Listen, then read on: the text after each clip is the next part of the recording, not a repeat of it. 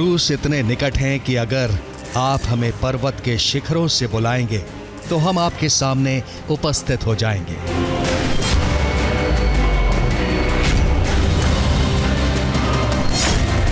मैं भारत और रूस में प्रतिबंधों की कल्पना नहीं कर सकता।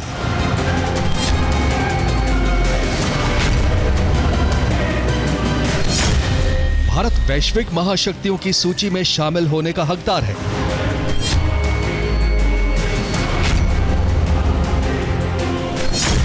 रूस में सर्दियों के दौरान तापमान चाहे शून्य से कितना भी नीचे क्यों ना चला जाए, भारत रूस की मित्रता हमेशा प्लस में ही रही है।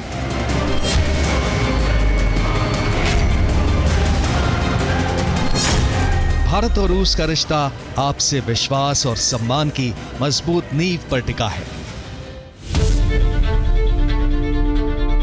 इतिहास के पन्नों में दर्ज ये शब्द भारत और रूस की मित्रता के ऐतिहासिक दस्तावेज और परिभाषा है। संपूर्ण विश्व जानता है कि भारत और रूस का संबंध अद्भुत, अभिन्न, अटूट, अखंड और अक्षुण्ण है।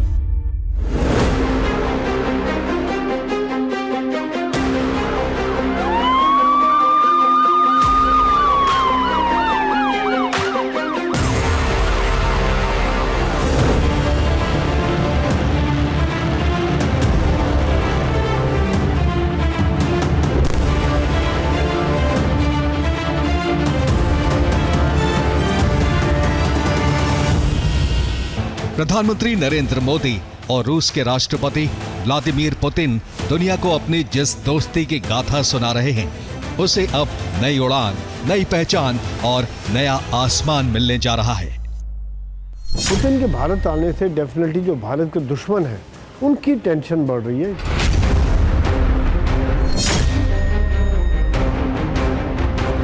इस दिन, इस तिथि को रूस के राष्ट्रपति व्लादिमीर पुतिन भारत आ रहे हैं। पुतिन की 2 दिवसीय राजकीय यात्रा 4 दिसंबर को आरंभ होगी और 5 दिसंबर को संपन्न।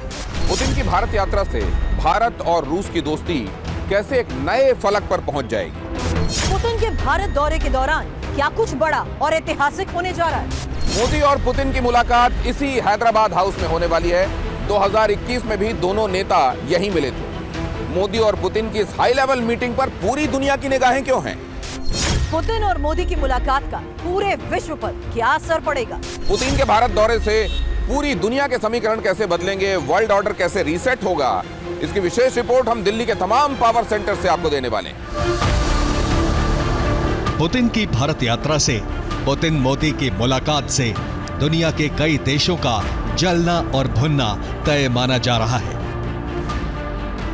इस क्रूशियल टाइम में जब पुतिन के ऊपर अभी भी सैंक्शन लगे हुए हैं, उस हालत में पुतिन भारत आ रहे हैं और भारत के साथ बात कर रहे हैं और अगर कुछ समझौते करते हैं तो ये विश्व के लिए एक बहुत अहम संदेश होगा। अगर भारत और रूस मिल करके आर्थिक और राजनीतिक तौर पर कई समझौते कर पाते हैं तो इनका दूरगामी परिणाम होगा और रूस को अलग थलग रखने की जो अमेरिका की या यूरोपियन यूनियन के देशों की नीति है, नाटो के देशों की नीति है, वो सफल नहीं हो पाएगी।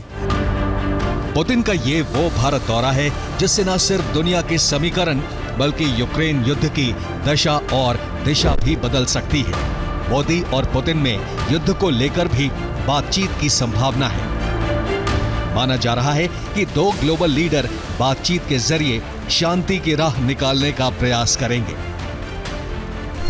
भारत और रूस जो बहुत ही पुराने मित्र हैं, ट्राइड एंड टेस्टेड फ्रेंड्स हैं एक दूसरे के, तो इस बात पे भी गौर करेंगे कि किस तरह से पूरे विश्व में शांति को बहाल किया जाए, युद्ध को रोका जाए और ताकि सब लोग एक साथ मिलजुल कर काम कर सके विकास की दिशा में। पुतिन के इस दौरे को ऐतिहासिक इसलिए माना जा रहा है क्योंकि भारत और रूस के बीच 8 बड़े रक्षा समझौते हो सकते हैं। भारत और रूस में Su-57 stealth fighter jet, S-400 air defence system, Panjshir short range air defence system, Su-75 checkmate लड़ाकू विमान, S-400 के लिए 300 मिसाइलें, सुखोई 30 MKI, ब्रह्मोस NG और वॉरशिप निर्माण जैसे रक्षा सौदे होने की संभावना है। जिस प्रकार से रशिया खड़ा हो रहा है, जिस प्रकार से भारत को आधुनिक हथियार दे रहा है, जिस प्रकार से भारत को देश में ही बनाने की सुविधा दे रहा है, ये सब देखा जाए तो एक बहुत बड़ा फोर्स मल्टीप्लायर होगा। जबकि भारत को S-57 आधुनिक हथियार जहाज, सुखोई 31 का अपग्रेडेशन और मिसाइल्स, कम्युनिकेशन, ये सब मिलते हैं तो नेचुरली भारत की एयरफोर्स की क्षमता में बहुत बढ़ोतरी होगी। इस खास शो में TV9 भारतवर्ष रक्षा सौदों की वो एक्सक्लूसिव जानकारी आपको देगा जो पुतिन के दौरे के दौरान ही भारत और रूस के बीच हो सकते हैं। भारत को रूस के हथियार क्यों चाहिए? रूस अपने कौन कौन से ब्रह्मास्त्र भारत को दे सकता है और इनके मिल जाने के बाद भारत की सैन्य ताकत में कितना इजाफा, कितनी बढ़ोतरी होगी? TV9 भारतवर्ष इसी विषय पर दिखाने जा रहा है आपको ये विशेष रिपोर्ट।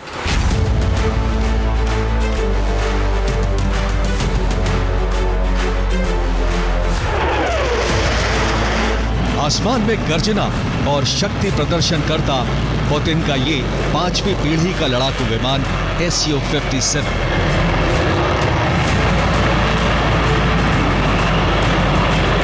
रूस भारत को अपना अत्याधुनिक लड़ाकू विमान Su-57 देने के लिए तैयार है। भारत अपनी वायुसेना बेड़े को मजबूत करने के लिए नए विकल्प तलाश रहा है। ऐसे में माना जा रहा है कि पुतिन की यात्रा के दौरान Su-57 के सौदे पर भी बात हो सकती है।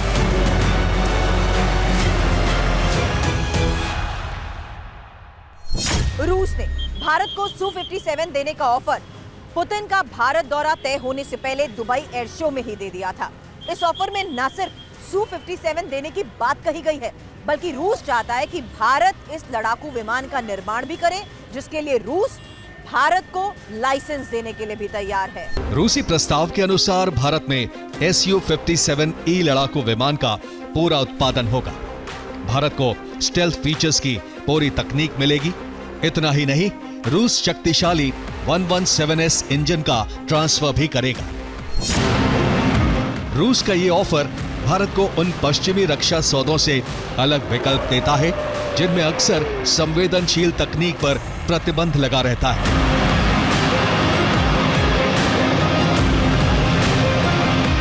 रिपोर्ट के मुताबिक भारत Su-57 के 2 से 3 स्क्वाड्रन खरीद सकता है।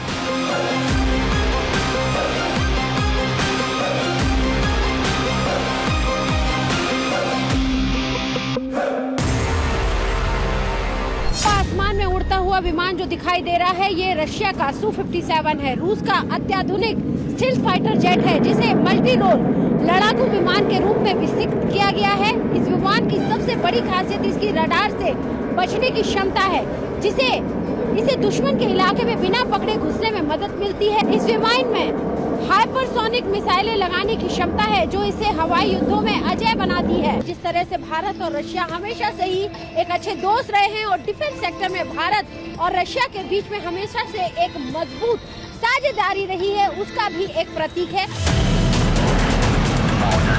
अगर भारत रूस का ये ऑफर स्वीकार करता है तो Su-57E की स्टेल्थ तकनीक और इंजन सिस्टम से भारतीय AMCA यानी advanced medium combat aircraft project को गति मिलेगी। रूस के इस प्रस्ताव ने भारतीय लड़ाकू विमान कार्यक्रम को लेकर नई ऊर्जा और बड़ी संभावनाएं पैदा कर दी हैं।